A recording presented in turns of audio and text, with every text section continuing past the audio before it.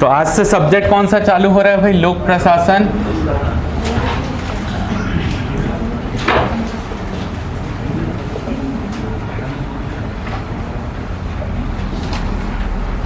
तो यहां पर जो प्रशासन वर्ड है ये इंग्लिश में इसको क्या बोलते हैं? एडमिनिस्ट्रेशन, जो कि किससे मिला है? एडमिनिस्ट्रेट से मिलकर बना है। ठीक है, तो एडमिनिस्ट्रेट का एक्चुअल अर्थ होता है सेवा करना।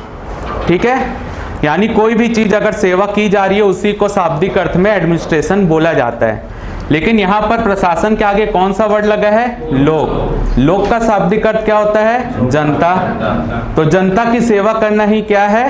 लोक प्रशासन है।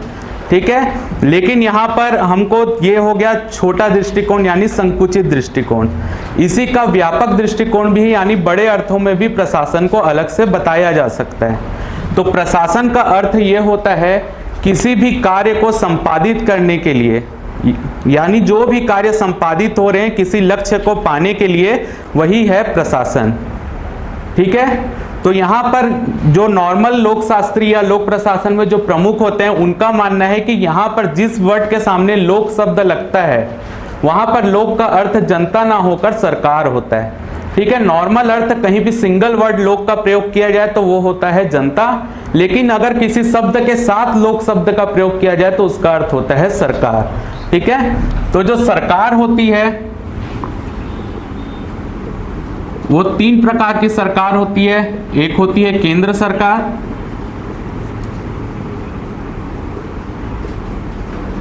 एक होती है राज्य सरकार, और तीसरी होती है स्थानीय सरकार या स्थानीय जो भी या पंचायत। ठीक है, और सरकार के भी तीन अंग होते हैं। कौन कौन से? कार्यपालिका, न्यायपालिका या विधायिका। ठीक है, जैसे विधायिका, सेकंड होता है कार्यपालिका, और थर्ड होता है न्यायपालिका। तो लोक प्रशासन में या प्रशासन का कोई भी काम हो, नीति कौन बनाएगा? विधायिका बनाएगी। उसको लागू कौन करेगा? कार्यपालिका करेगी। और अगर वो लागू नहीं हो रहा है तो दंड कौन देगा? न्यायपालिका देगी। तो यहाँ पर जो मुख्य रूप से जो सरकार का दूसरा अंग जो कि कार्यपालिका होता है, तो कार्यपालिका के द्वारा ऐसा कार्य, जो भी कार्य संपादित किया जाए जिसमें जनता की भलाई हो और एक निर्धारित लक्ष्य को प्राप्त किया जा सके, वही प्रशासन क्या कहलाएगा? लोक प्रशासन।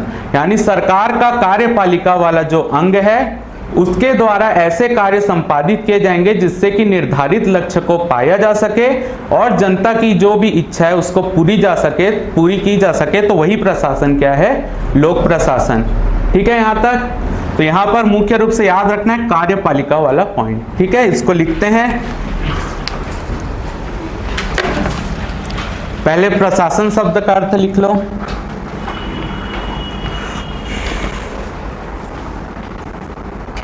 प्रशासन का संबंध कार्यों को संपन्न कराने से है। प्रशासन का संबंध कार्यों को संपन्न कराने से है जिससे कि निर्धारित लक्ष्य को पाया जा सके, जिससे कि निर्धारित लक्ष्य को पाया जा सके।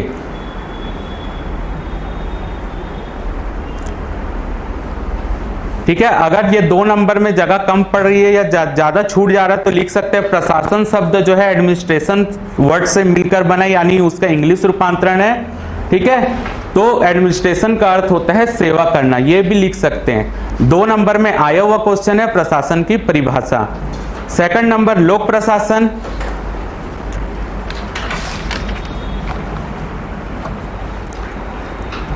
लिखो इसमें जनसाधारण की भाषा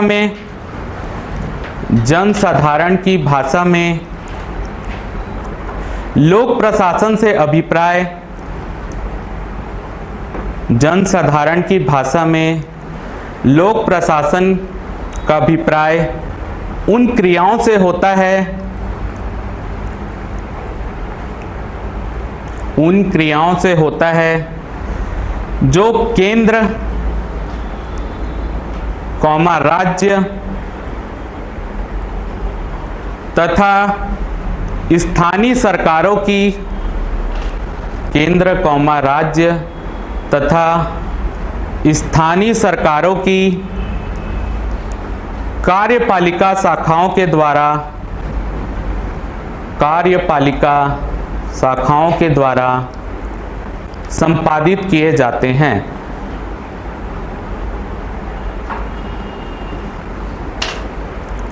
ये परिभाषा हर्बर्ट साइमन की है, लिख सकते हो नीचे, हर्बर्ट साइमन की परिभाषा है ये।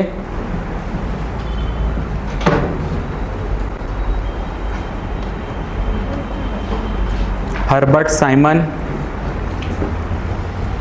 अगला टॉपिक है लोक प्रशासन का क्षेत्र।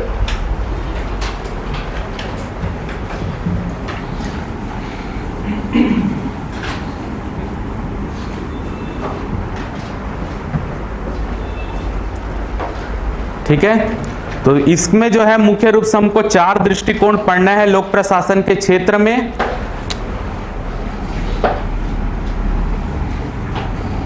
इसके अंतर्गत 4 दृष्टिकोण पढ़ना है। पहला है व्यापक दृष्टिकोण,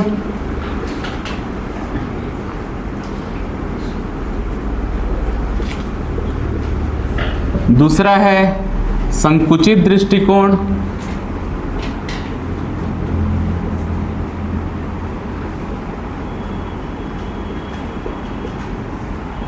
तीसरा है लोक कल्याणकारी दृष्टिकोण,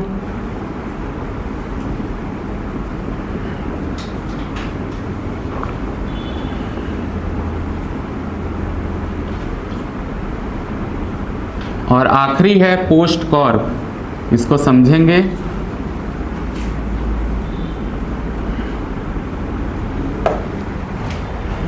पोस्ट कॉर्प हिंदी में भी वही है।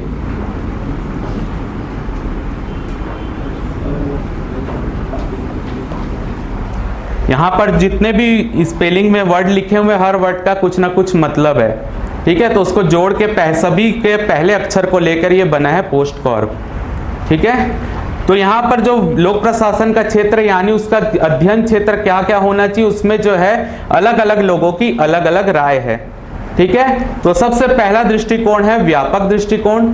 जैसे कि हमने अभी पढ़ा, सरकार या प्रशासन के कितने भाग होते हैं? 3 भाग होते हैं। कौन कौन से? एक होता है विधायिका, अरे सरकार वाले नहीं, विधायिका, कार्यपालिका और न्यायपालिका।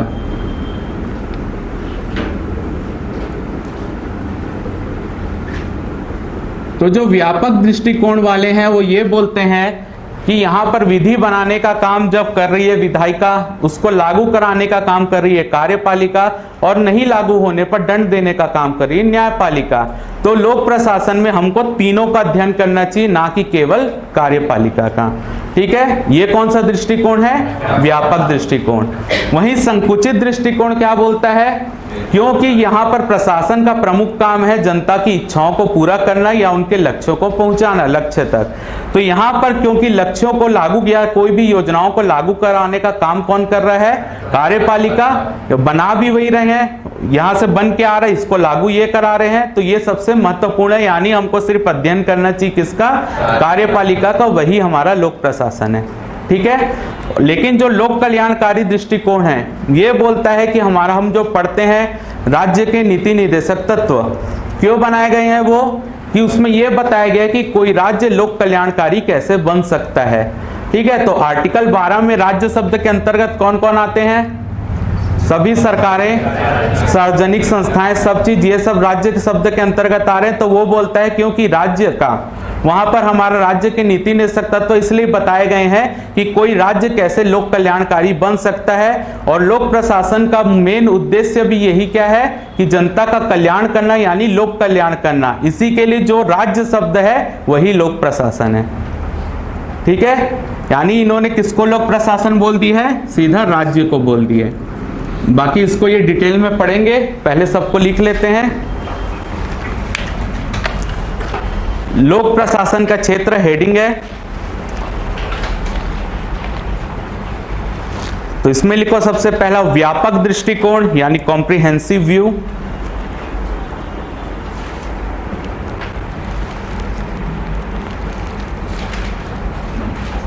लिखो इस दृष्टिकोण के मुख्य समर्थक, इस दृष्टिकोण के मुख्य समर्थक एफ मार्क्स हैं।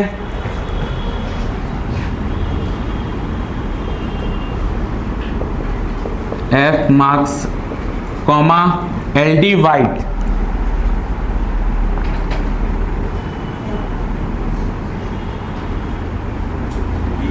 एफ मार्क्स और एल डी वाइट हैं।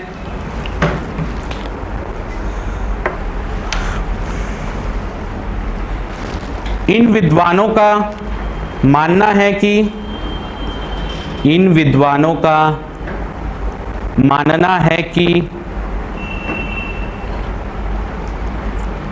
लोक प्रशासन राज्य के उद्देश्य को पूरा करने, लोक प्रशासन राज्य के उद्देश्य को पूरा करने वाले एक माध्यम के रूप में कार्य करता है। राज्य के उद्देश्य को पूरा करने वाले माध्यम के रूप में कार्य करता है।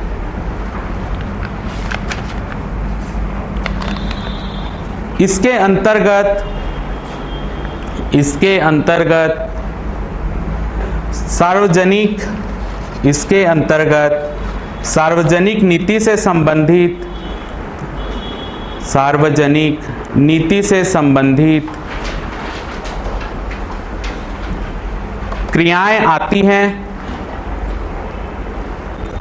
सार्वजनिक नीति से संबंधित क्रियाएं आती हैं।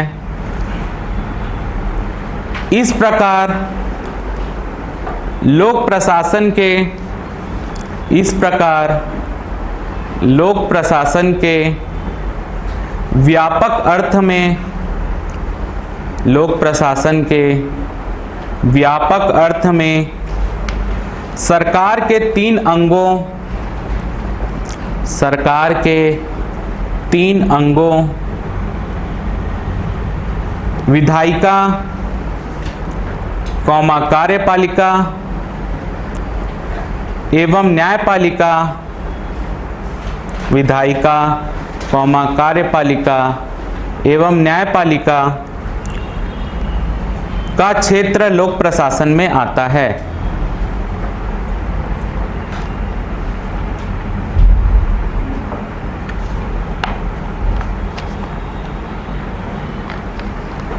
ठीक है। सेकंड नंबर संकुचित दृष्टिकोण, संकुचित यानी नैरो व्यू, संकुचित दृष्टिकोण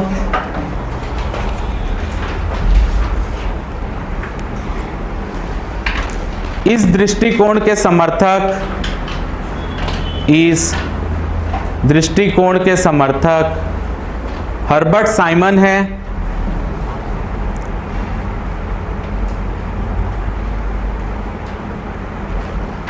उनके अनुसार लोक प्रशासन को, उनके अनुसार लोक प्रशासन को कार्यपालिका के कार्यों से,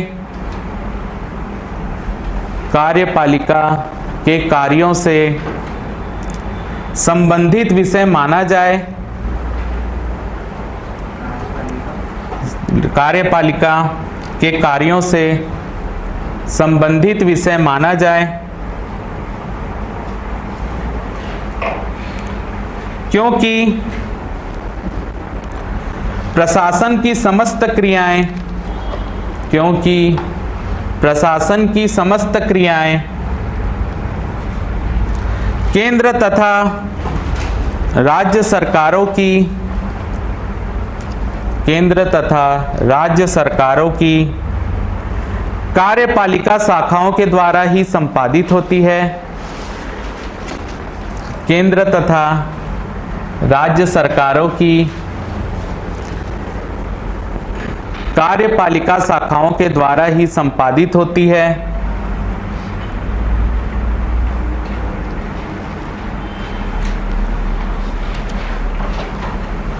लोक प्रशासन में व्यापक दृष्टिकोण की अपेक्षा लोक प्रशासन में व्यापक दृष्टिकोण की अपेक्षा संकुचित दृष्टिकोण को अधिक मान्य किया जाता है या अधिक मान्यता दी गई है। यानी व्यापक दृष्टिकोण से ज्यादा महत्व किसको दिया जाता है? संकुचित दृष्टिकोण को। अगला है लोक कल्याणकारी दृष्टिकोण। लोक कल्याणकारी दृष्टिकोण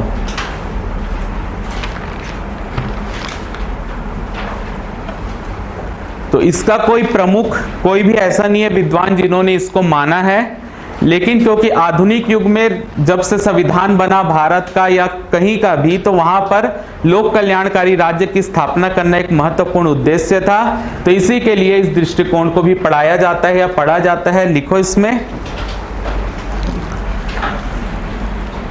लोक प्रशासन में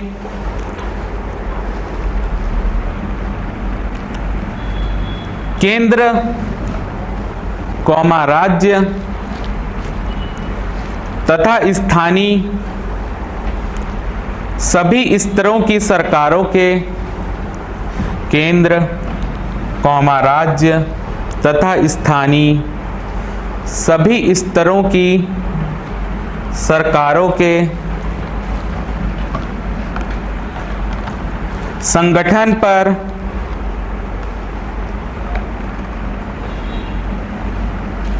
लोक कल्याणकारी दृष्टिकोण का प्रभाव देखने मिलता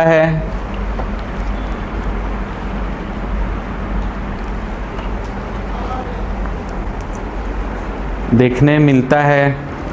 वर्तमान में राज्य लोक कल्याणकारी है। वर्तमान में राज्य लोक कल्याणकारी है, अतः राज्य व लोक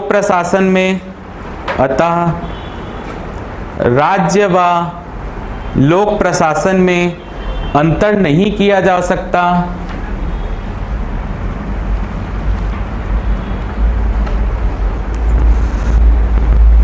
दोनों का ही लक्ष्य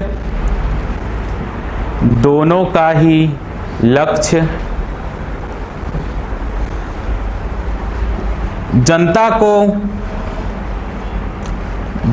को प्रत्येक प्रकार से सुखी बनाना है। जनता को प्रत्येक प्रकार से सुखी बनाना है।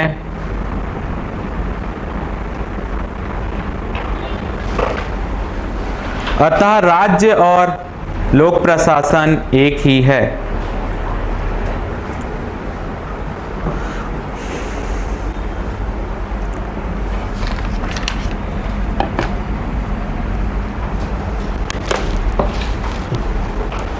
अगला पढ़ना है पोस्ट कॉर्प दृष्टिकोण।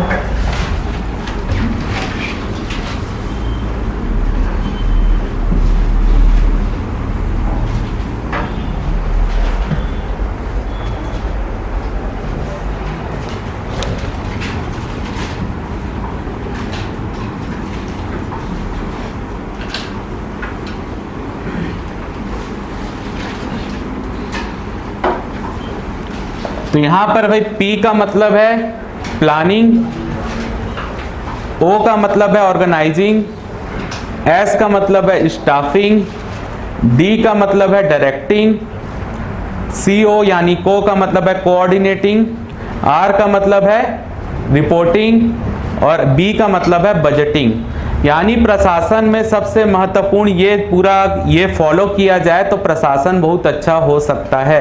किसी भी संगठन में ये चीजें कॉमन होती है, ऐसा मानना है किसका? लूथर आगे गालिक। ठीक है, लूथर गालिक का मानना है कि कोई भी प्रशासन जो है उसमें ये स्टेप पाए जाएंगे, जहां इन सब का फॉलो किया जाएगा वहां का प्रशासन बहुत अच्छा होगा। ठीक है, तो हर कोई भी संगठन हो उसमें इसको फॉलो किया ही जाता है। ठीक है, तो इसमें लिखते हैं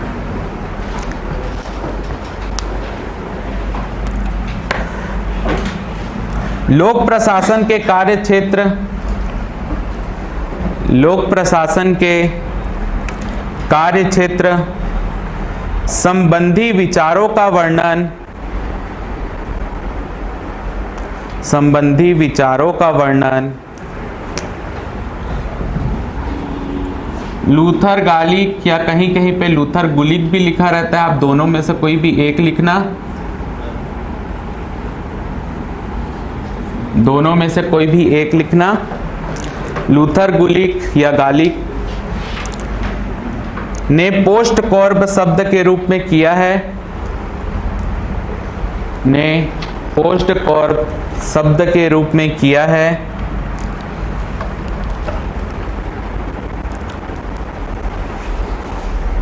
इस शब्द की रचना, इस शब्द की रचना अंग्रेजी के 7 शब्दों के, अंग्रेजी के 7 शब्दों के प्रथम अक्षरों को मिलाकर की गई है।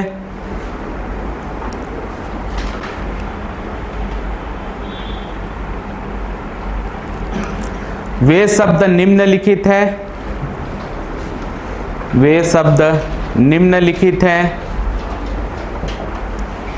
पहला पी से प्लानिंग यानी योजना बनाना, लिखो, पहला लिखना है मैडम। पी से प्लानिंग यानी योजना बनाना। ओ से ऑर्गेनाइजिंग यानी संगठन करना या संगठित करना। एस से स्टाफिंग यानी कर्मचारियों की व्यवस्था करना। एस से स्टाफिंग यानी कर्मचारियों की व्यवस्था करना। डी से डायरेक्टिंग यानी निर्देशन करना या निर्देशित करना, निर्देशन करना या निर्देशित करना। CO से कोऑर्डिनेटिंग यानी समन्वय करना, कोऑर्डिनेटिंग यानी समन्वय करना। R से रिपोर्टिंग यानी प्रतिवेदन देना, R से रिपोर्टिंग यानी प्रतिवेदन देना। और B से बजटिंग, B से बजटिंग यानी आय व्यय का लेखा बनाना, आय व्यय का लेखा बनाना।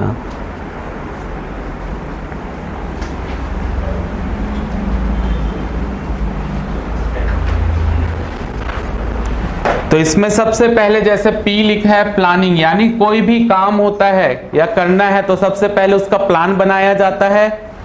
ठीक है, तो इसलिए पहला क्या बोला है उन्होंने, प्लानिंग। दूसरा बोला ऑर्गेनाइजिंग, यानी उस कार्य को कैसे संपादित किया जाएगा, तो उसके लिए एक संगठन की जरूरत है। ठीक है, यानी लोगों की जरूरत है, अधिकारियों की जरूरत है। तो सबसे पहले यहाँ पर क्या किया जाएगा, ऑर्गेनाइजिंग यानी संगठन बनाएंगे। तीसरा नंबर है स्टाफिंग। अब संगठन तो बन गया, वहां काम करने के लिए कर्मचारी चाहिए, तो उसके लिए क्या रखेंगे, कर्मचारी रखेंगे। फिर आता है डायरेक्टिंग। तो डायरेक्टिंग में क्या होता है, जैसे हम अभी पढ़ेंगे पद सोपान, मतलब इसमें जैसे जितना ऊपर जाते जाएंगे उतना जो अधिकारियों की संख्या है वो कम होती जाएगी, और नीचे आते जाएंगे तो बढ़ती जाएगी। तो इसमें डायरेक्टिंग मतलब जो उच्च अधिकारी होंगे वो कर्मचारियों को क्या करेंगे, निर्देश देंगे काम कैसे करना है, तो इसलिए डायरेक्टिंग। फिर आता है कोऑर्डिनेटिंग। इसका मतलब क्या होता है अब जो आपस में ये अलग अलग विभाग बटे हुए हैं या भाग में बटे हुए हैं, ये आपस में बातचीत तो करेंगे तभी तो कार्य को अच्छे से संपादित किया जा सकता है। मान लो यहाँ पर कार्य करना है, ये वाला पहले से करके बैठा हुए कार्य को, तो यहाँ पर ये बिगड़ जाएगा उनकी व्यवस्था। इसी के लिए आपस में समन्वय करना है, बातचीत करना है। फिर आता है रिपोर्टिंग। अब जो काम हो गया है उसको कहाँ पे रिपोर्ट करेंगे, जो मेन अधिकारी होगा उसको रिपोर्ट करेंगे।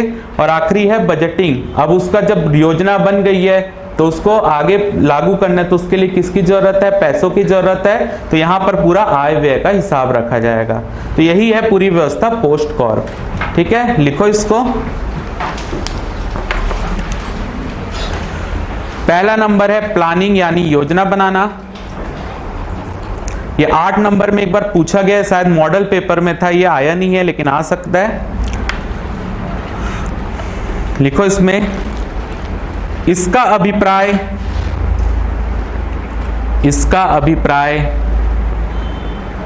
उन संपूर्ण कार्यों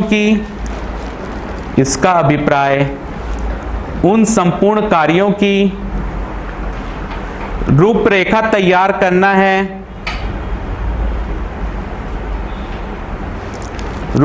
तैयार करना है, जिनका किया जाना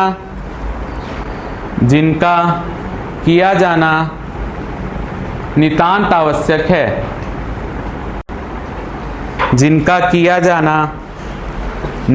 आवश्यक है। यानी प्लानिंग में क्या हो गया, ऐसे सभी कार्य जिसका किया जाना बहुत ज्यादा आवश्यक है उसको यहां पर प्लान किया जा रहा है भाई। ठीक है, उसकी योजना बनाई जा रही है। उसी में कंटिन्यू, इसके अतिरिक्त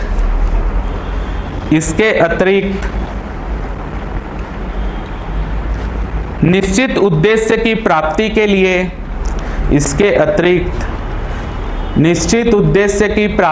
लिए चालू करना पहले। निश्चित उद्देश्य की प्राप्ति के लिए साधनों एवं नीतियों का निर्धारण करना भी है। निश्चित उद्देश्य की प्राप्ति के लिए साधनों एवं नीतियों का निर्धारण करना भी है।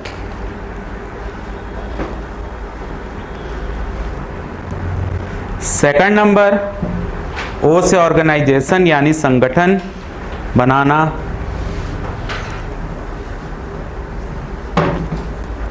लिखो इसमें, संगठन का उद्देश्य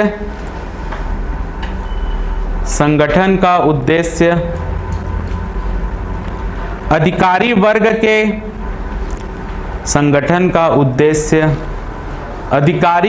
के ऐसे स्थायी ढांचे का निर्माण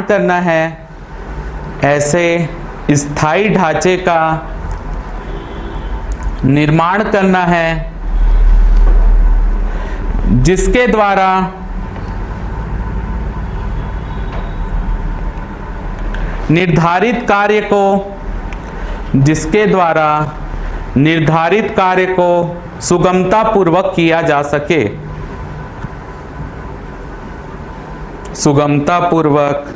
जा सके। तीसरा नंबर, स्टाफिंग यानी कर्मचारियों की व्यवस्था करना।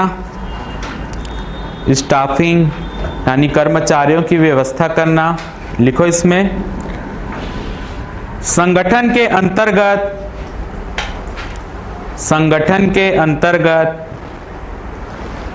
योग्य कर्मचारियों की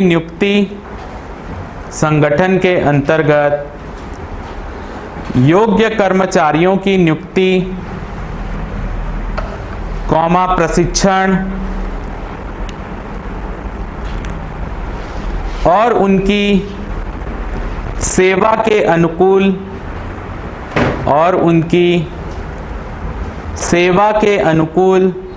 दशाएं निर्धारित की जाती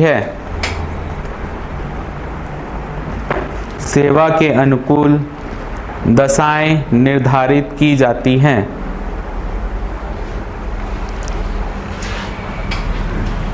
अगला है डी से डायरेक्टिंग यानी निर्देशन करना।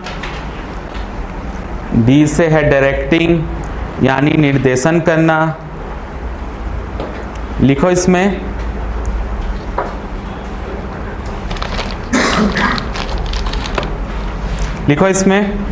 इसके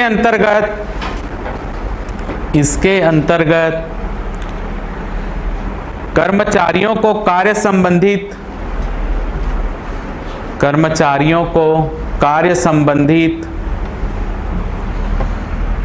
निर्णय आते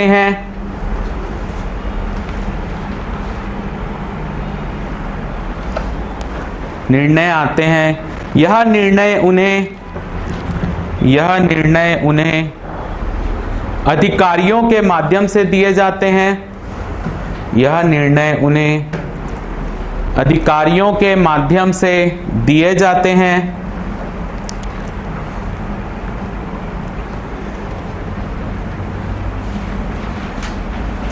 अर्थात कर्मचारियों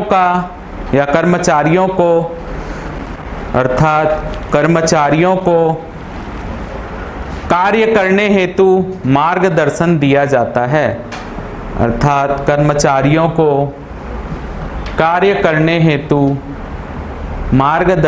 दिया जाता है।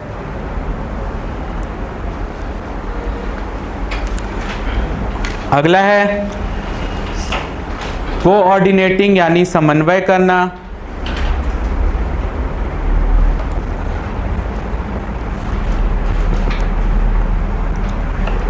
इसका तात्पर्य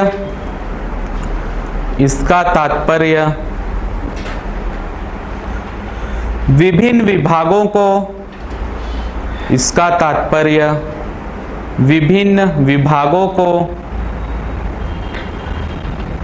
परस्पर संबंधित करना है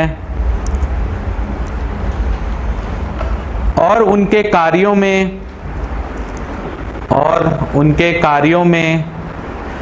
तालमेल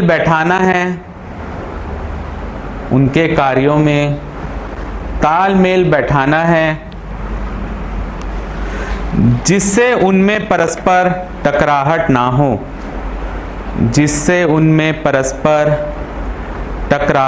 ना हो। फिर है आर, यानी रिपोर्टिंग, प्रतिवेदन देना हिंदी में।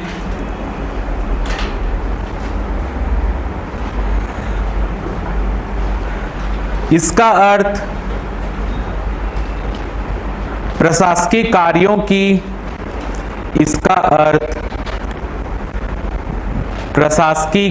की प्रगति के संबंध में। इसका तात्पर्य प्रशासकीय कार्यों की प्रगति के संदर्भ में या संबंध में उन उच्च एवं निम्न दोनों प्रकार के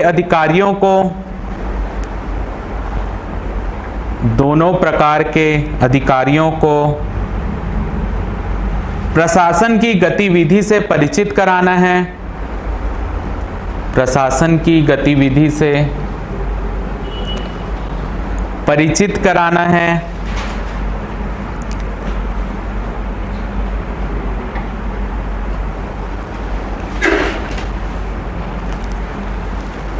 तथा निरीक्षण यानी अवलोकन, निरीक्षण हेतु अभिलेख तैयार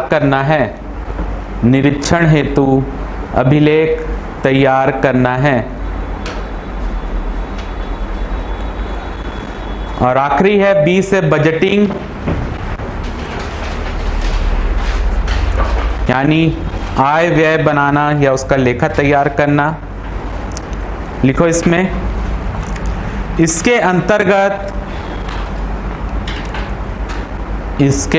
अंतर्गत संपूर्ण वित्तीय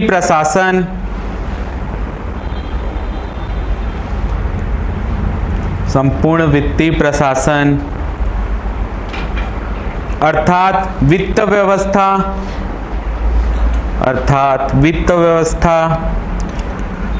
कॉमा वित्तीय नियंत्रण,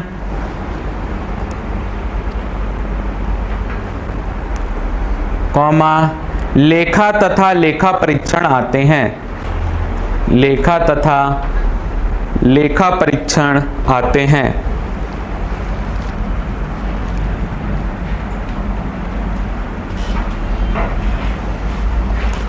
पैरा चेंज करके निष्कर्ष टाइप में, पोस्ट कॉर्प की उपयुक्त सभी क्रियाएं, पोस्ट कॉर्प की उपयुक्त सभी क्रियाएं बड़े स्तर में सभी संगठनों में संपन्न की जाती है।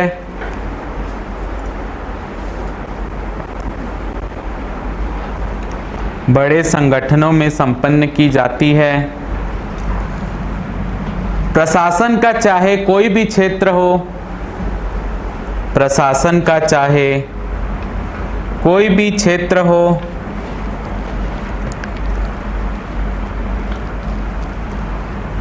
सब में इन क्रियाओं का होना अनिवार्य है।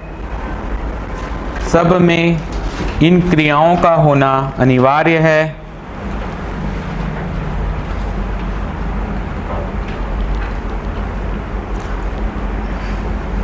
अतः पोस्ट कॉर्प को प्रशासन का मूल बिंदु माना गया है। प्रशासन का मूल बिंदु माना गया है।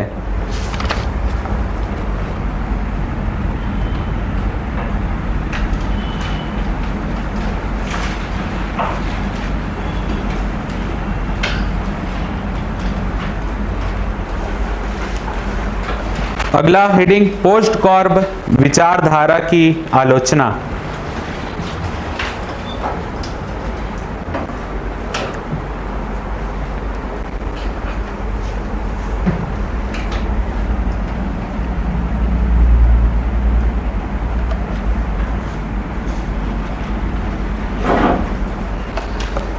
जैसे कि अलग अलग विभाग होते हैं, हर विभाग का काम अलग अलग होता है, ठीक है, लेकिन उनमें ये चीजें तो पाई जाएंगी ही, लेकिन उनका क्या होना चाहिए, जैसे कि मान लो शिक्षा विभाग और निर्माण विभाग दोनों का कार्य अलग अलग है, लेकिन उनमें ये चीजें कॉमन है। तो यहाँ पर आलोचना ये की जा रही है कि आप ये तो बता दिए कि प्रशासन में ये काम होगा, लेकिन जो नॉर्मल हर विभाग के काम अलग अलग होते हैं, उसका यहाँ पर जो भी व्यक्ति इनको फॉलो तभी करेगा जब उसको अपने विषय का ज्ञान होगा। तो यहाँ पर कोई भी ज्ञान नहीं दिया गया है। जैसे कि बताया गया है कैंची की 2 फलकें होती है, तो कैंची की 2 फलकों में एक पोस्ट कॉर्प हो गया, लेकिन दूसरी फलक जब तक काम में नहीं आएगी कोई भी चीज कटेगी नहीं, यानी काम नहीं होगा। वो दूसरी चीज क्या है, सामान्य ज्ञान, जो कि उसको जो भी कार्य करना है उससे संबंधित सामान्य ज्ञान होना चाहिए उसके पास। तो पोस्ट कॉर्प केवल यही बता रहा है कि प्रशासन कैसे चलाना है, लेकिन प्रशासन करना कैसे है, यानी प्रशासन का ज्ञान तो उनके पास होना चाहिए, वो यहाँ पर नहीं बताया गया है। तो इसकी ये आलोचना है भाई, लिखो इसमें, पाठ्य पुस्तक के ज्ञान का अभाव। पाठ्य पुस्तक के ज्ञान का अभाव लिखो इसमें, विभिन्न सरकारी एजेंसियों की प्रकृति, विभिन्न सरकारी एजेंसियों की प्रकृति तथा उनके द्वारा संपन्न की जाने वाली सेवाएं तथा उनके द्वारा संपन्न की जाने वाली सेवाएं भिन्न प्रकार की होती हैं। सेवाएं भिन्न प्रकार की होती हैं, जैसे कि निर्माण विभाग का कार्य, जैसे कि निर्माण विभाग का कार्य शिक्षा विभाग से सर्वथा भिन्न है।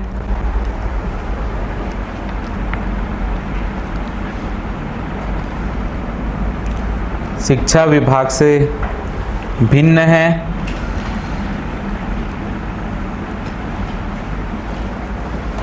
पोस्ट कॉर्ब विचारधारा के प्रमुख आलोचक, पोस्ट कॉर्ब विचारधारा के प्रमुख आलोचक लुई मेरियम है।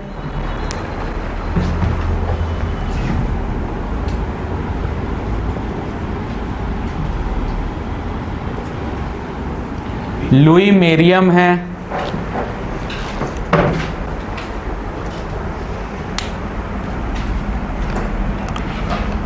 उनका कहना है कि कैंची की दो फलकों के समान, कैंची की दो फलकों यानी ब्लेड फलकों के समान लोक प्रशासन दो फलकों वाला औजार है। लोक प्रशासन दो फलकों वाला औजार है।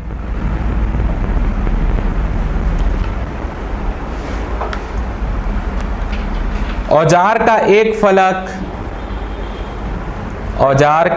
फलक पोस्ट कॉर्ब के अंतर्गत आने वाले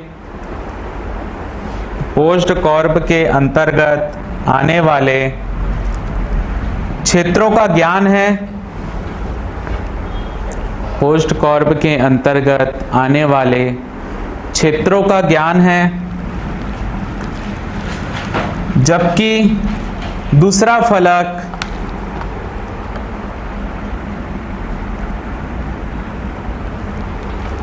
उस पाठ्य पुस्तक का ज्ञान है या पाठ्य वस्तु का ज्ञान है भी लिख सकते हैं। पाठ्य पुस्तक या वस्तु का ज्ञान है जिसमें कि यह बताया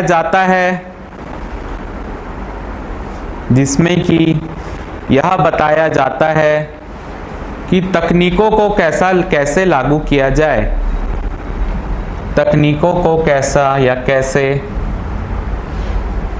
लागू किया जाए।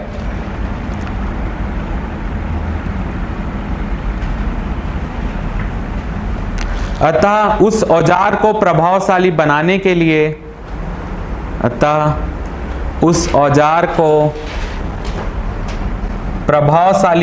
के लिए आवश्यक है कि दोनों फलकें ठीक से काम करें। आवश्यक है कि दोनों फलकें ठीक से काम करें।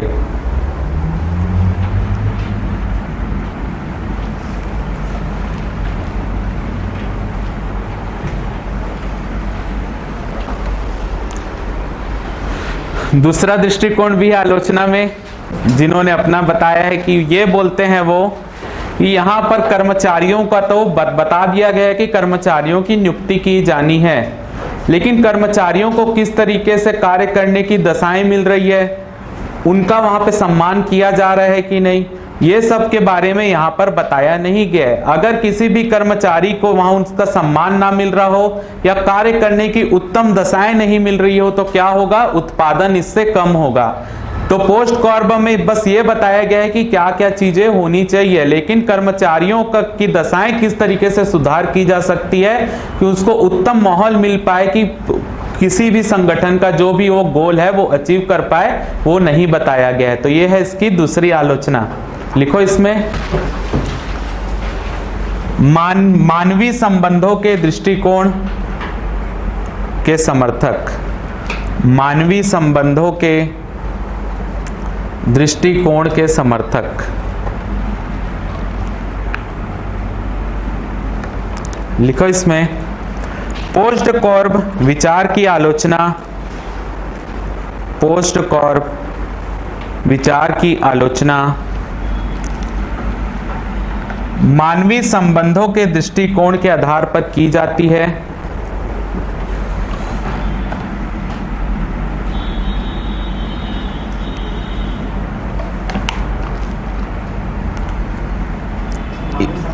के आधार पर की जाती है। इस पक्ष के समर्थकों का कहना है कि इस पक्ष के समर्थकों का कहना है कि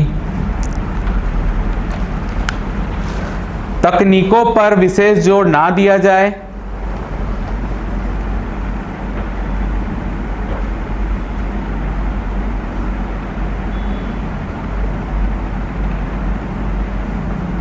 बल्कि तकनीकों पर विशेष जोर ना दिया जाए, बल्कि प्रशासन के मुख्य तत्व कर्मचारियों को कार्य करने हेतु उत्तम माहौल दिया जाए, कर्मचारियों को कार्य करने हेतु उत्तम माहौल दिया जाए, जिससे कि उत्पादन में वृद्धि होगी। यानी कोई भी क्षेत्र का ना उत्पादन या प्रोडक्ट का उसके लिए यूज नहीं हो रहा है, नॉर्मल कोई भी गोल अचीव करने के लिए उसमें यूज हो रहा है। उत्पादन में वृद्धि होगी तथा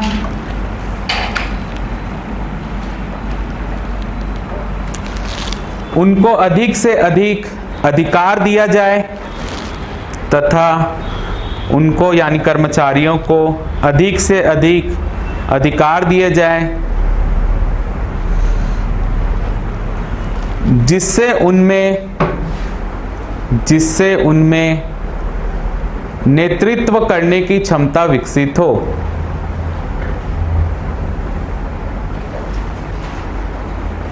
नेतृत्व करने की क्षमता विकसित हो।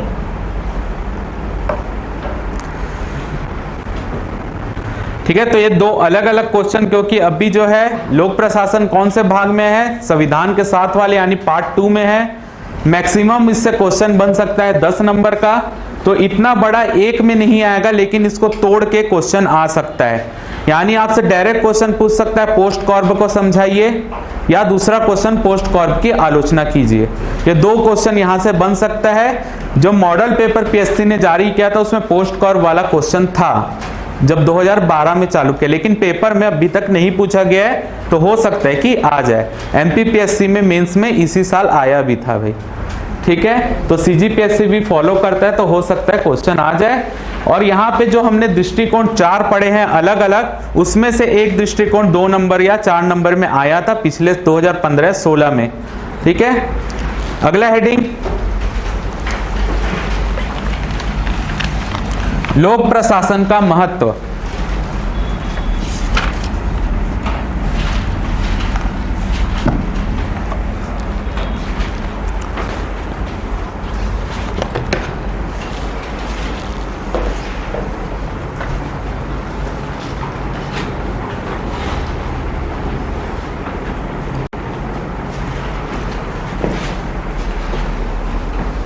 तो लिखो भाई लोक प्रशासन का महत्व। सबसे पहला नंबर, व्यक्ति और समाज के दैनिक जीवन को स्थायित्व प्रदान करना। व्यक्ति व समाज के दैनिक जीवन को स्थायित्व प्रदान करना, इसमें लिखो डैश करके। आधुनिक युग में शिशु के जन्म से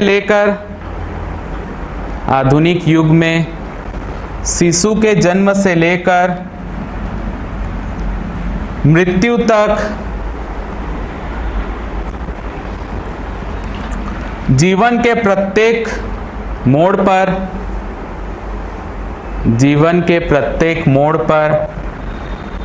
व्यक्ति लोक प्रशासन से संबंधित होता है। व्यक्ति लोक प्रशासन से संबंधित होता है। कैसे संबंधित होता है? जैसे भाई पैदा हुए जन्म प्रमाण पत्र प्रशासन के पास, विवाह होगा तो उनकी भी सूचना उनके पास, मृत्यु होगी तो मृत्यु प्रमाण पत्र भी उनके पास। तो कहीं ना कहीं प्रशासन मौजूद ही है, और आप जो भी कार्य कर रहे हो उसमें भी प्रशासन मौजूद रहता है भाई। लिखो इसमें आगे,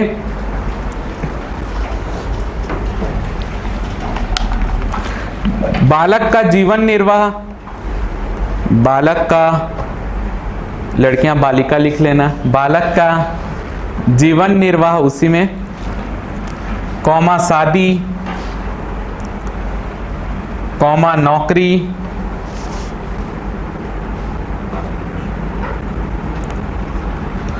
कौमा उसका व्यवहार,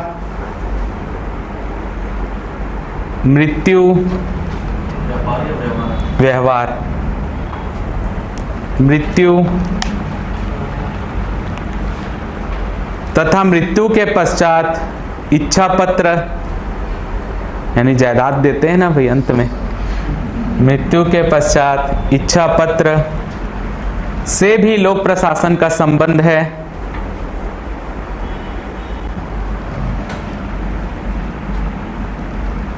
अतः लोक प्रशासन, अतः लोक प्रशासन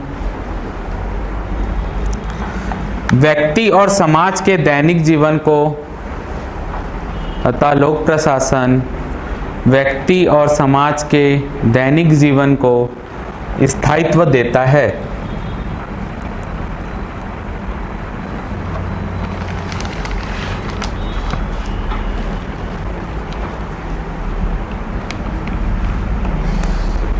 सेकंड नंबर, समाज को स्थिरता प्रदान करना, समाज को स्थिरता प्रदान करना,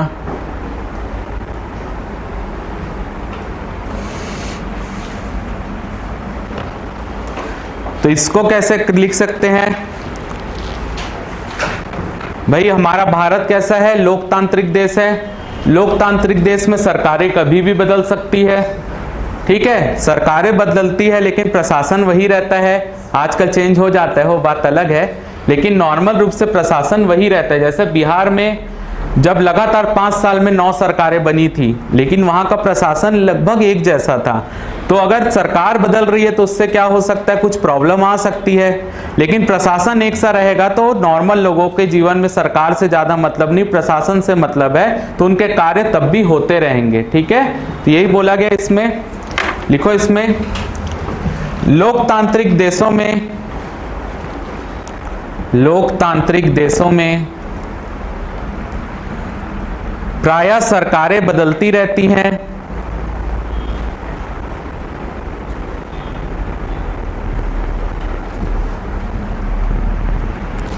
किंतु प्रशासन में कभी, किंतु प्रशासन में कभी ज्यादा परिवर्तन नहीं होता।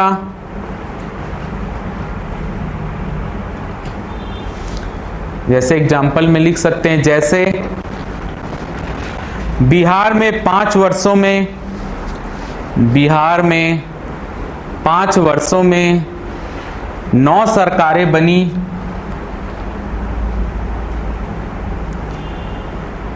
किंतु प्रशासन स्थिर रहा।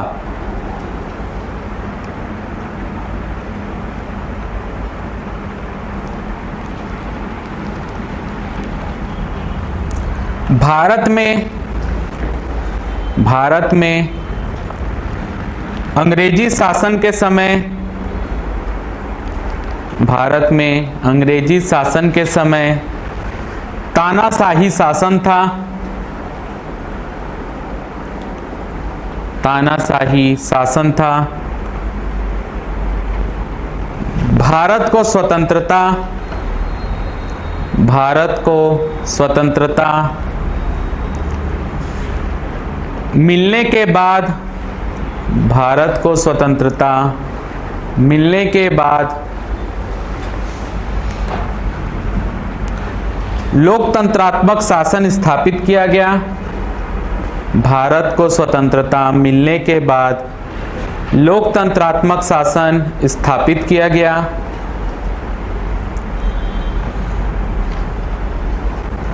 किंतु प्रशासन का ढांचा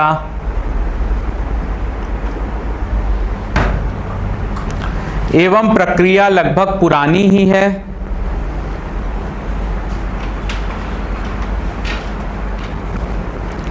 प्रक्रिया पुरानी ही है।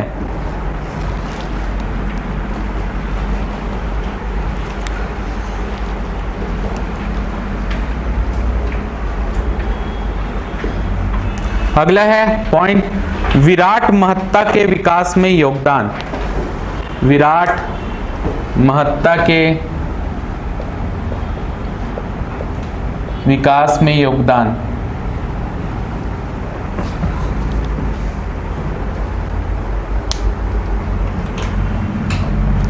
सर ये जो पिछले वाला था, कौन रहे?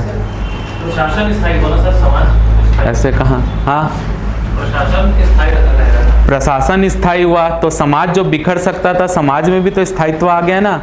अगर प्रशासन नहीं होता तो क्या होता, समाज में कुछ परिवर्तन आते। अगर मान लो प्रथाएं ही चेंज हो रही है समाज में, तो प्रथाएं चेंज होगी तो प्रशासन क्या होगा, लोग आपस में भिड़ सकते हैं, सामाजिक नियंत्रण टूट सकता है। उस सामाजिक नियंत्रण को कौन बना रहा है? प्रशासन। तो प्रशासन स्थायी हुआ तो समाज भी स्थायी हो गया। समाजशास्त्र पढ़ने के बाद भाई तेरा एक क्वेश्चन, 5 वर्ष सर कब से कब तक? क्या चीज? बिहार में 5 वर्ष से। हाँ तो वो याद नहीं मेरे को, लेकिन इतना याद है 5 साल में 9 बार हुई थी। अब वो इतना याद है बस। लिखो इसमें विराट महत्ता के विकास में योगदान, सर्च कर लेना सर, इसमें आ जाए। लिखो लोक प्रशासन की वर्तमान, लोक प्रशासन की वर्तमान विराट महत्ता के विकास में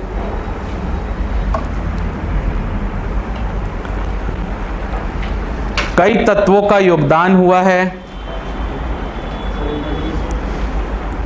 लोक प्रशासन की वर्तमान विराट महत्ता के विकास में कई तत्वों का योगदान हुआ है।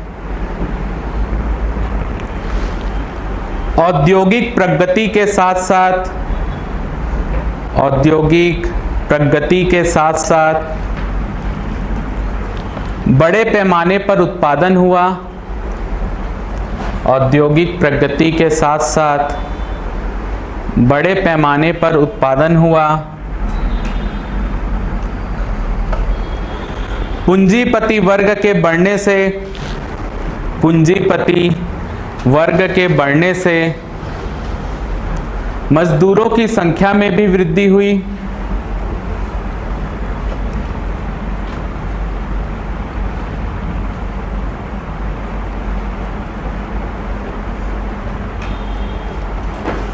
अतः मजदूरों को शोषण से बचाने, अतः मजदूरों को शोषण से बचाने, कौमा पूंजीपतियों को या की लालच को सीमित रखने, पूंजीपतियों की लालच को, कौमा पूंजीपतियों की लालच को सीमित रखने,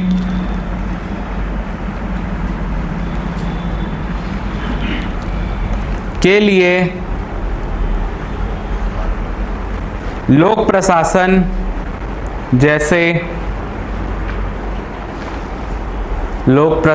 जैसे शक्तिशाली संगठन की आवश्यकता है।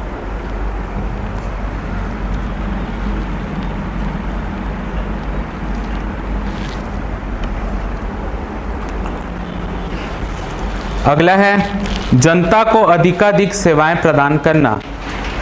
जनता को अधिकाधिक सेवाएं प्रदान करना।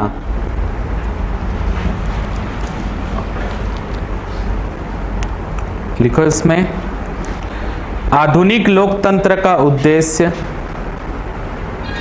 जनता को अधिकाधिक सेवाएं प्रदान करना, उसमें आधुनिक लोकतंत्र का उद्देश्य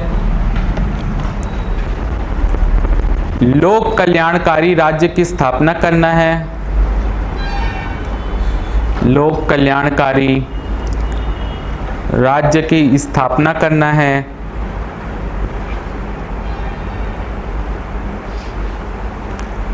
जिसमें लोक प्रशासन से यह अपेक्षा की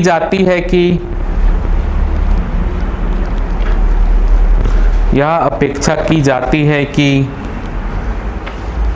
वह जनता को अधिकाधिक सेवाएं प्रदान करे। वह जनता को अधिकाधिक सेवाएं प्रदान करे।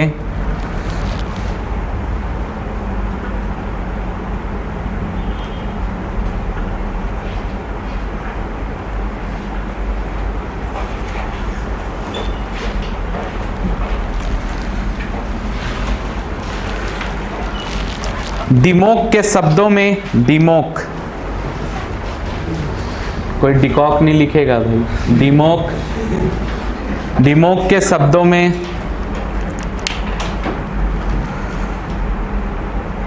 प्रशासन का महत्व इतना अधिक बढ़ गया है कि प्रशासन का महत्व इतना अधिक बढ़ गया है कि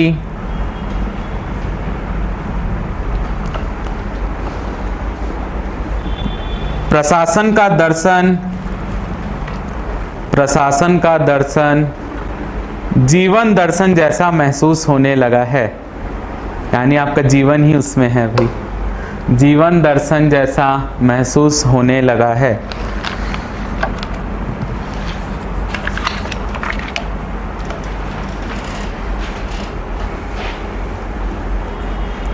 अगला हेडिंग, लोक प्रशासन की प्रकृति।